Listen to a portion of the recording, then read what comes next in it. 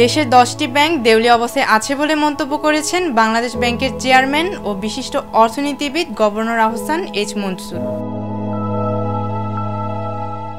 দেশের সরকারি বেসরকারি 10 ব্যাংকের অবস্থা তুলনামূলকভাবে খারাপ রয়েছে। ব্যাংক খাতের নিয়ন্ত্রক সংস্থা বাংলাদেশ ব্যাংকের বিচারে এই 10 ব্যাংককে প্রান্তিক মানে চিহ্নিত করেছে। এগুলো হলো সোনালী, জনতা, বেসিক, বাংলাদেশ কৃষি ব্যাংক ও রাজশাহী কৃষি উন্নয়ন ব্যাংক।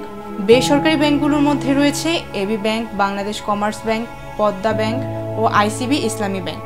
বিদেশি ন্যাশনাল ব্যাংক ও পাকিস্তানও রয়েছে প্রান্তিক তালিকায়। 2019 ভিত্তিক কেন্দ্রীয় ব্যাংকের ক্যামেলস রেটিং থেকে এ তথ্য জানা গেছে। প্রতিবেদনের তথ্য অনুযায়ী 10টি ব্যাংক প্রান্তিক অবস্থায় রয়েছে। কেন্দ্রীয় ব্যাংকের বিচারে দেশে এখন শক্তিশালী মানের কোনো ব্যাংক নেই। আহসান এইচ মনসুর এক সংবাদ মাধ্যমকে বলেন, প্রান্তিক মানে থাকার অন্যতম কারণ সুশাসন ও শৃঙ্খলার অভাব। এছাড়া দুর্নীতি তো আছেই, তবে রাষ্ট্রীয় মালিকানার ব্যাংকগুলো সরকারি কিছু নীতির কারণে অনেক ক্ষেত্রে ক্ষতিগ্রস্ত হচ্ছে।